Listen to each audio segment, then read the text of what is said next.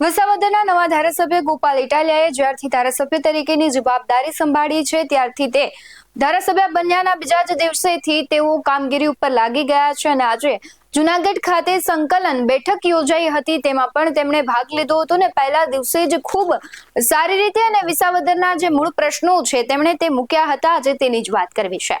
નમસ્કાર, BS9 TV ન્યૂઝમાં આપની સાથે હું ભગવતી વિસાવડિયા. આજે ગોપાલ ઇટાલિયાએ જૂનાગઢ ખાતે જિલ્લા સંકલન સમિતિની બેઠકમાં વિસાવદર વિસ્તારના કુલ 35 પ્રશ્નો રજૂ કર્યા હતા. આ રજૂઆતોમાં ખાસ કરીને ખેડૂતોને પડતી મુશ્કેલીઓ, ગામડાઓમાં સ્મશાન ગૃહની દયનીય સ્થિતિ, યુવાનો માટે જરૂરી પુસ્તકાલય એટલે કે લાઇબ્રેરી અને સુવિધાઓ પર વિશેષ ભાર મૂકવામાં આવ્યો હતો. તેમની મુખ્ય રજૂઆતો અને સમસ્યાની વાત કરીએ તો ભેસાણથી સુરત અને વિસાવદરથી સુરત સુધીની નવી બસ સેવાઓ શરૂ કરવા તેમણે માંગ કરી હતી, જે સ્થાનિક નાગરિકો અને વિદ્યાર્થીઓ માટે અત્યંત મહત્વપૂર્ણ છે. ત્યારબાદ છોટીવડી ગામે પ્રોપર્ટી કાર્ડની સમસ્યા અંગે પણ ચર્ચા કરી. આ ઉપરાંત માલધારીઓને પશુઓ ચરાવવા માટે વાડા કે જગ્યાની અછત અંગેની અરજીઓ વિશે પણ તેમણે માહિતી આપી હતી. કેટલાક સ્થળોએ કોઝવે તૂટેલા હોવા અને ક્યાંક વર્ષોથી પુલની કામગીરી ચાલી રહી છે અને હજી પૂર્ણ નથી થઈ તેવા તેમણે તેના અંગે જે પ્રશ્નો છે, રજૂઆતો છે તેમણે મૂકી હતી, જેનાથી ગ્રામ્ય વિસ્તારોમાં અવરજવર મુશ્કેલી ન બને. ગામડાઓમાં વીજ ફોલ્ટની જે વારંવારની સમસ્યા છે તે પણ તેમણે ઉઠાવી હતી. સાથે જ કુબારાવની ગામનું હકપત્રક 2006 થી તલાટી મંત્રીએ ગુમ કરી દીધું હોવાની ગંભીર સમસ્યા પણ તેમણે રજૂ કરી હતી, જેના કારણે ખેડૂતોને ભારે મુશ્કેલી પડી રહી છે. આ તમામ પ્રશ્નો છે તેને લઈને તેમણે 35 જેટલી રજૂઆતો કરી હતી. શું કહી રહ્યા છે ગોપાલ ઇટાલિયા તેના પર નજર કરીએ. આજે જૂનાગઢ જિલ્લા કલેક્ટર શ્રીની અધ્યક્ષતામાં જૂનાગઢ જિલ્લા સંકલન સહ ફરિયાદ સમિતિની બેઠક હતી. ધારાસભ્ય તરીકે ચૂંટાયા પછી પહેલી વખત હું આ મિટિંગમાં હાજર રહ્યો છું. આ બહુ જ મહત્વની અને અગત્યની મિટિંગ હોય છે. આની અંદર જિલ્લાને લગતા અનેક પ્રશ્નોની ચર્ચા થતી હોય છે.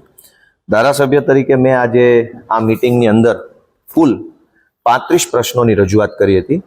તે પૈકી કેટલાક પ્રશ્નોની ચર્ચા નથી કરી અને કેટલાક પ્રશ્નોની ચર્ચા કરી છે.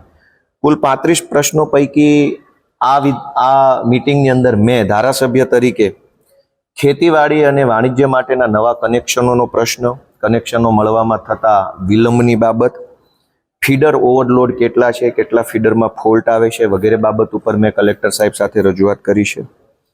આ સિવાય આ સંકલનની બેઠકની અંદર પશુપાલન કરતા માલધારી સમાજને ગામતળ કે સીમતળની અંદર વાડા ફાળવવા બાબતે સરકારમાં શું જોગવાઈ છે, કેટલી અરજીઓ મળી છે અને એની ઉપર શું કાર્યવાહી થઈ, એ પ્રશ્ન પણ મેં લેખિતમાં કલેક્ટર સાહેબને પૂછ્યો હતો. જોકે સરકારી વહીવટી તંત્ર તરફથી જવાબ મળ્યો છે કે માલધારી સમાજને વાડા ફાળવવા બાબતે કોઈ હાલમાં સરકારમાં જોગવાઈ નથી. આ સિવાય જંગલમાં ઢોર ચરાવવા માટે મસવારી પહોંચ ધરાવતા જે માલધારીઓ હોય એને જંગલમાં ઢોર ચરાવવા જતા રોકવામાં આવે છે કે કેમ, નવી મસવારી પહોંચ લેવા માટે શું શું વ્યવસ્થા છે, અથવા તો કઈ કઈ જગ્યાએ અત્યારે ઢોર ચરાવવા માટેનું છૂટ આપવામાં આવેલી છે. તો DCF પશ્ચિમ અને DCF પૂર્વ બંને તરફથી અલગ અલગ પ્રકારના જવાબો મળ્યા છે. આ સિવાય વિસાવદર તાલુકાના કુબારાવણી ગામે તલાટી મંત્રીએ વર્ષ 2006ની અંદર હકપત્રક નંબર 6નું આખું રજીસ્ટર છે એ ગુમ કરી દીધું. એની FIR થઈ 2006માં. 16 વર્ષ પછી 2022માં એનું ચાર્જશીટ થયું અને હજુ કોર્ટમાં કેસ ચાલુ છે. પરંતુ ગામ લોકો, કુબારાવણી ગામના ગામ લોકોને હકપત્રક નંબર 6 મળતું નથી. એ બાબતે આજે રજૂઆત કરી છે અને રજૂઆતને ધ્યાને લઈ કલેક્ટરશ્રીએ પ્રાંત સાહેબને આદેશ કર્યો છે. જૂનાગઢ તાલુકાના પાતાપુર ઇટાળા રોડ ઉપર ગુડાજલી નદી ઉપર એક પુલ બની રહ્યો છે વર્ષોથી. છેલ્લા 2-2.5 વર્ષથી આ પુલનું કામ ચાલુ છે. આ પહેલા ત્યાં એક બેઠી ધાબી હતી, બેઠું જેને કહેવાય કે કોઝવે ટાઈપનું, એને તોડી નાખ્યું અને તોડ્યા પછી નવું નાળું બનાવવાનું કામ ચાલુ થયું, પણ 2 વર્ષથી પૂરું જ થતું નથી. લોકોને અનેક મુશ્કેલી પડે છે. આ પ્રશ્ન બાબતે આજે કલેક્ટરશ્રીની અધ્યક્ષતામાં માર્ગ મકાન વિભાગના અધિકારીઓ સાથે ચર્ચા થઈ છે.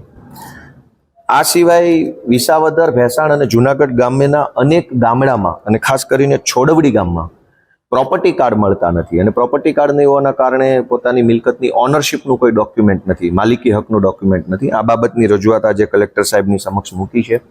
એમણે સૂચન આપી છે કે સ્વામિત્વ યોજના અંતર્ગત વહેલી તકે આ પ્રોપર્ટી કાર્ડનો પ્રશ્ન ઉકેલવામાં આવશે. આ સિવાય વિસાવદર તાલુકાના રામપરા ગામે ધાબડધોયા નાની સિંચાઈ યોજનાનું ડેમ જે છે લીકેજ છે. 2-3 વખત રિપેર કર્યા પછી પણ હજુ એ ડેમ લીક થઈ રહ્યો છે. આ લીકેજ બાબતની રજૂઆત પણ આજે કલેક્ટરશ્રી સમક્ષ કરેલી છે. આ સિવાય ખંભાળિયા ઓજત ગામે વાસ્મો યોજનાનો એક સંપ બનેલો છે, ઘણા સમયથી બની ચૂક્યો છે, પણ આ સંપ છે ગામ લોકોને સોંપવામાં આવ્યો નથી. ગામ લોકોની માંગણી છે કે આ સંપ જો સોંપવામાં આવે તો તાત્કાલિક એનો ઉપયોગમાં લઈ શકાય એમ છે. આ બાબતે પણ અધિકારીઓએ આશ્વાસન આપ્યું છે કે આવતા 2-3 મહિનામાં સંપ સોંપી દેવામાં આવશે. જમીન માપણીની રીસર્વેની અરજીઓ જેટલી DILRમાં જાય છે, આ જમીન માપણીની અરજીઓ પૈકી કેટલી અરજીમાં ક્ષતિ સુધારણા ભૂલ સુધારવામાં આવે છે અને કેટલી અરજી ફાઇલે કરવામાં આવે છે એ બાબત ઉપર પણ ઊંડાણપૂર્વક ચર્ચા કરી છે. વિસાવદર તાલુકાના સૌથી મહત્વના 2 મોટા પ્રશ્નો, જેમાં ફુલઝર કાનાવડલા સિંચાઈ યોજના, આ યોજના લગભગ 2017 આસપાસથી આની તાંત્રિક એટલે કે ટેકનિકલ મંજૂરી મળી ગઈ હોવા છતાંય આજ દિવસ સુધી એનું જમીન સંપાદનની પ્રક્રિયા આગળ વધતી નથી. જે બાબતને લઈને આજે અધિકારીશ્રી સાથે ચર્ચા કરી છે, અધિકારીને ધ્યાન દોર્યું છે અને વહેલામાં વહેલી તકે આ કાનાવડલા ડેમનું જમીન સંપાદન થાય એ માટેની આખી મારી પાસે આ કાનાવડલા ફુલઝર ડેમની ફાઇલ છે અને ઉમરાળા સિંચાઈ યોજના, આ મારા હાથમાં જે આ ફાઇલ છે એ ફુલઝર ડેમ, કાનાવડલા અને ઉમરાળા સિંચાઈ યોજના બંનેના જમીન સંપાદનમાં જ્યાં કાંઈ પણ અટવાયું છે એને લઈને આજે ઊંડાણપૂર્વક અમે અધિકારી સાથે ચર્ચા કરી છે. સરસઈ ગામ પાસે એક બ્રિજ બની રહ્યો છે દ્રાફડ નદી ઉપર. લાંબા સમયથી આ બ્રિજ બની રહ્યો છે પરંતુ એનું કોઈ નિરાકરણ આવતું નથી. આ બાબતે R&B પાસેથી વિગતવારનો જવાબ મેળવ્યો છે, રજૂઆત કરી છે કે કોઈ પણ સંજોગોમાં તાત્કાલિક સરસઈ ગામનો દ્રાફડ નદી ઉપરનો બ્રિજ બનવો જોઈએ. અને એ સિવાય બીજી રજૂઆત મારી છે સહકારી મંડળીઓના ગામની અંદર 1, 2, 3, 4 સરકારી મંડળીઓ હોય છે પણ ઓફિસ માત્ર એક જ સહકારી મંડળીની હોય છે. તો બીજી 3 સહકારી મંડળીઓની ઓફિસ ક્યાં આવી છે, એના મંત્રી કોણ છે, એના પ્રમુખ કોણ છે, એના મોબાઈલ નંબરો શું છે, એનો કાર્યક્ષેત્ર કયું છે, કચેરીનો સમય કયો છે, આ બધી બાબતો અંગે નોટિસ બોર્ડ ઉપર દરેક ગામમાં જેટલી સહકારી મંડળી છે એની ઓફિસ ખુલે, એની ઉપર બોર્ડ મૂકવામાં આવે, મંડળીનું નામ લખવામાં આવે, એ બાબતની રજૂઆત મેં આજે કલેક્ટરની અધ્યક્ષતાની મિટિંગમાં કરી છે. અને 2 મહત્વના પ્રશ્ન કે વિસાવદરથી ડાયરેક્ટ સુરત અને ભેસાણથી ડાયરેક્ટ સુરત બસ, આ બાબતે ગામજનોની મને ઘણી બધી રજૂઆત મળી છે. તો આ રજૂઆત પણ મેં આજે કલેક્ટરશ્રીના માધ્યમથી જિલ્લા વહીવટી તંત્રને આપી છે. આશા રાખીએ કે વિસાવદરથી સુરત ને ભેસાણથી સુરતની ડાયરેક્ટ સરકારી બસ ચાલુ થઈ જાય.